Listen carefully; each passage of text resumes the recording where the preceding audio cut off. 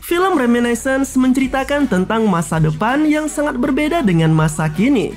Dengan mengusung aksi thriller dan fiksi ilmiah, film yang merupakan debut dari sutradara Lisa Joy ini menghadirkan aktor kawakan Hugh Jackman, Rebecca Hudson, Thandie Newton, dan para bintang lainnya.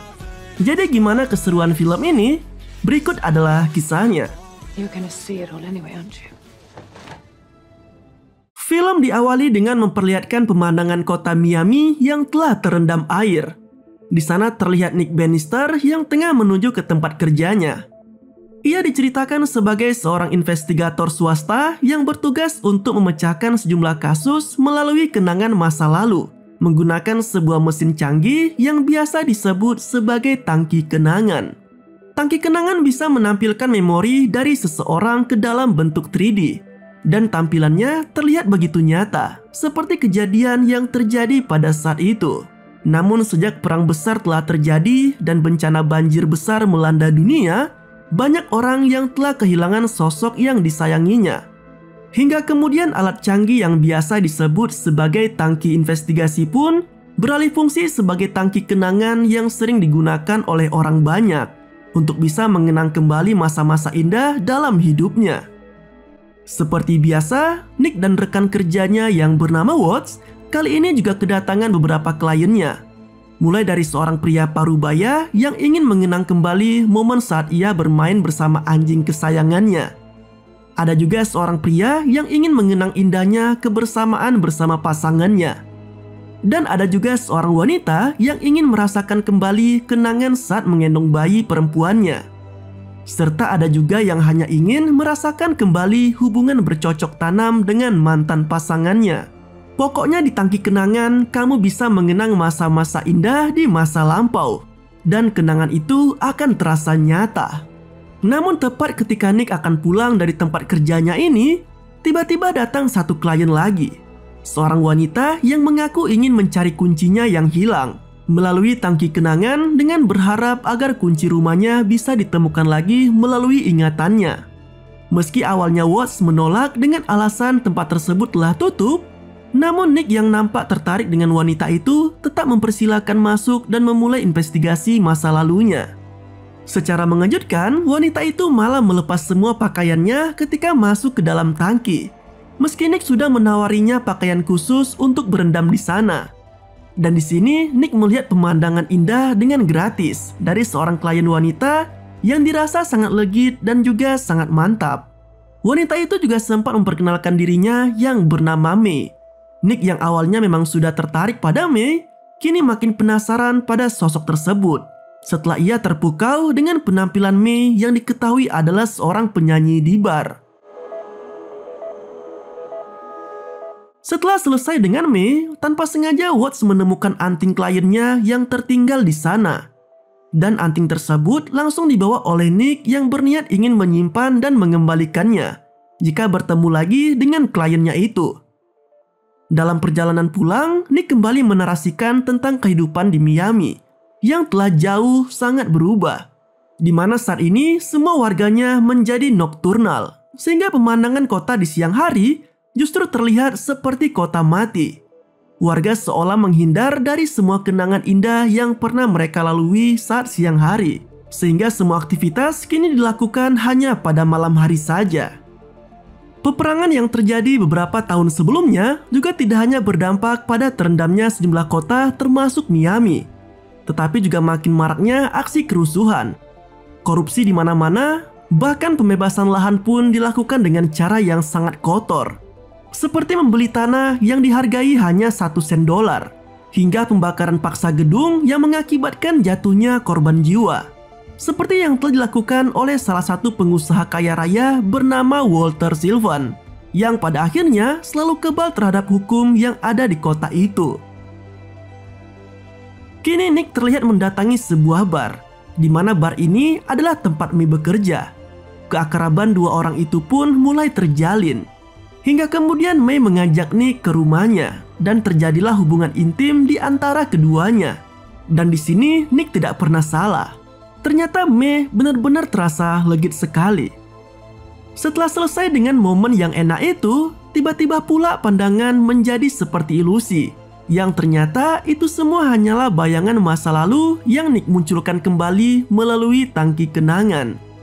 Tidak hanya 1 atau 2 kali saja, ternyata Nick sudah cukup sering menggunakan tangki kenangan selama berbulan-bulan, hanya untuk kembali mengenang kebersamaannya dengan wanita bernama May. Pria itu berdalih jika hal tersebut selalu dilakukannya setelah hilangnya sosok wanita yang dicintainya itu, dan meyakini bila kepergian May yang hilang begitu saja disebabkan oleh masalah yang sedang dialaminya. Jadi ternyata semua yang kita lihat tadi antara May dan Nick hanyalah sepenggal kenangan masa lalu. Rupanya wanita itu telah lama menghilang, dan Nick berniat untuk mencari tahu atas kehilangan wanita yang dicintainya itu. Nick selalu melewati hari-harinya dengan mencari informasi keberadaan kekasihnya itu. Hingga suatu hari, Nick pun kembali menggunakan tangki kenangan untuk menikmati momen romantisnya bersama May. Namun aktivitas tersebut tak berlangsung cukup lama, karena tiba-tiba Nick terbangun oleh bunyi jam wicker yang dipasang Watts.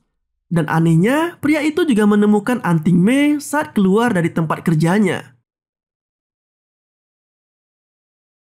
Nick dan Watts kini terlihat tengah mendatangi kantor pengadilan atas panggilan dari Avery Castillo untuk menyelidiki kasus yang tengah ditangani saat ini.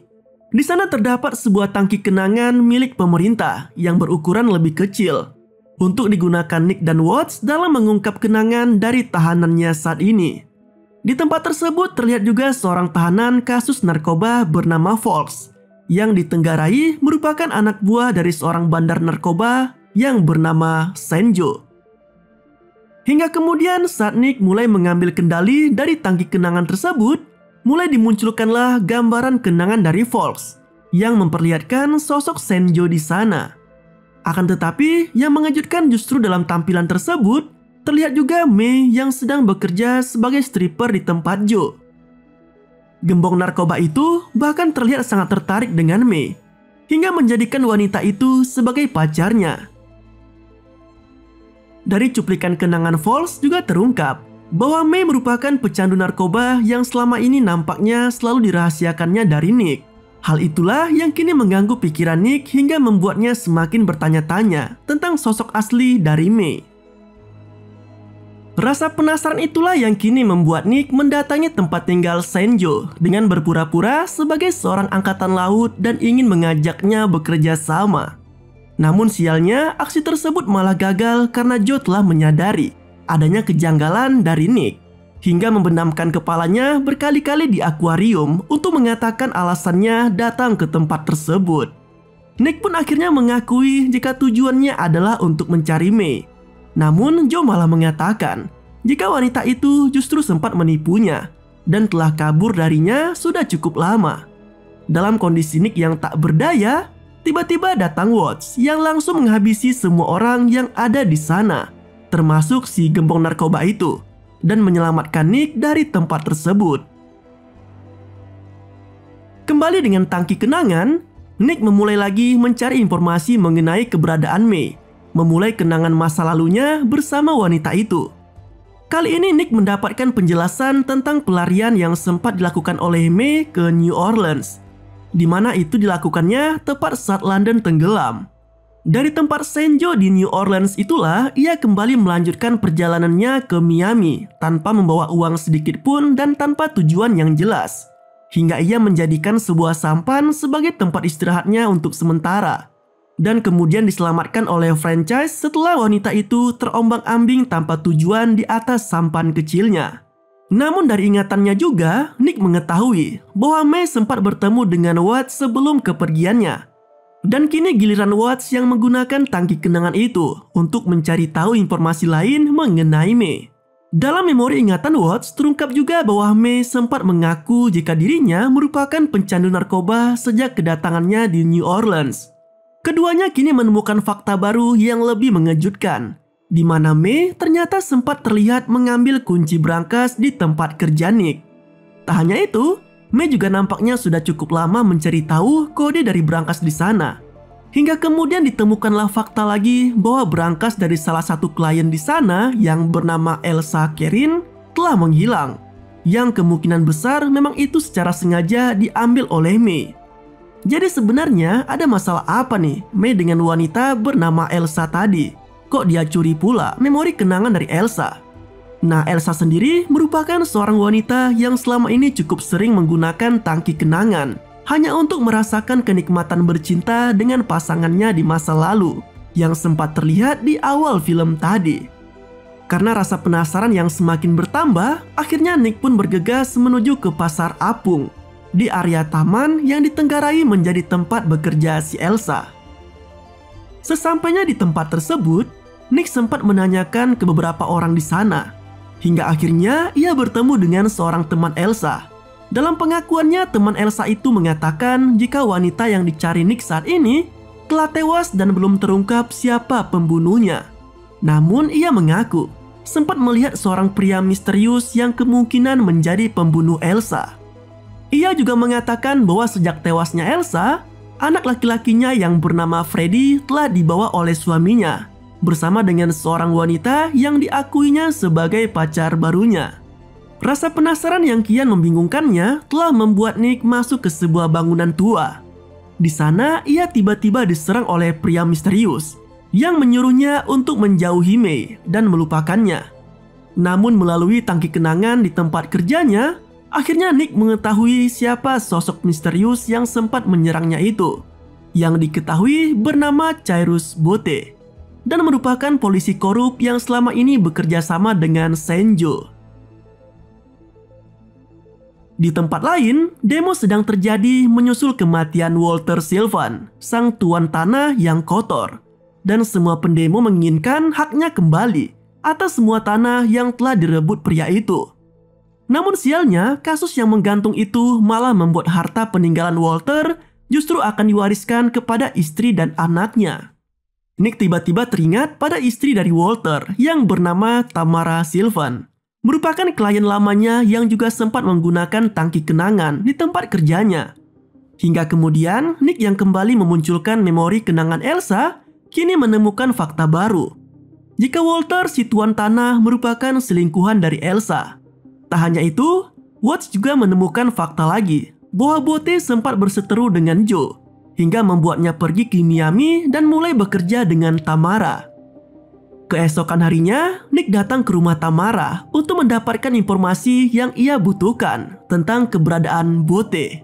Namun tepat ketika ia mulai mendapatkan informasi tersebut, tiba-tiba datang anak dari Tamara yang bernama Sebastian yang langsung mengusirnya dengan dikawal oleh 2 orang penjaga di sana.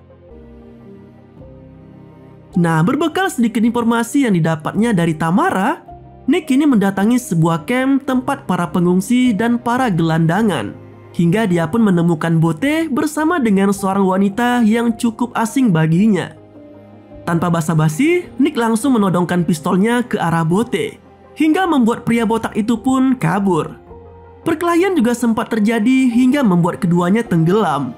Namun saat Bote telah berada di permukaan, Nick secara diam-diam muncul dan menusukkan obat penenang ke leher pria botak itu, lalu membawanya ke tangki kenangan. Dalam kondisi yang masih berada di bawah pengaruh obat penenang, Nick memasukkan Bote ke tangki kenangan dengan berharap agar kebenaran yang selama ini dicarinya bisa ditemukan, terutama menyangkut soal Mei. Dari sinilah semua terungkap. Mei yang sempat mencuri sejumlah narkoba dan uang dari Senjo sempat diperas oleh Bote untuk mencari berkas milik Elsa dari berangkas tempat Nick bekerja. Hingga kemudian pria botak itu pun membunuh Elsa. Namun tepat saat Bote akan membawa Freddy, tiba-tiba Mei datang dan menyelamatkan anak laki-laki itu lalu membawanya ke tempat tinggal franchise. Wanita itu juga diperlihatkan sempat akan mengadukan tentang kejadian yang baru saja dilaluinya kepada Nick. Namun sialnya, Nick yang tengah menggunakan tangki kenangan tidak menyadari jika ada ketukan pintu dari Mei.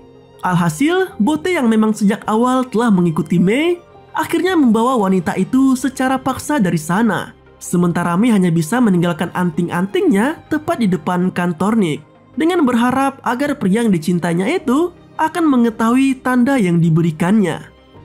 Masih dalam tangki kenangan, Ingatan Bote kini memperlihatkan bagaimana ia terus-menerus memaksa Mei untuk memberitahu lokasi Freddy berada.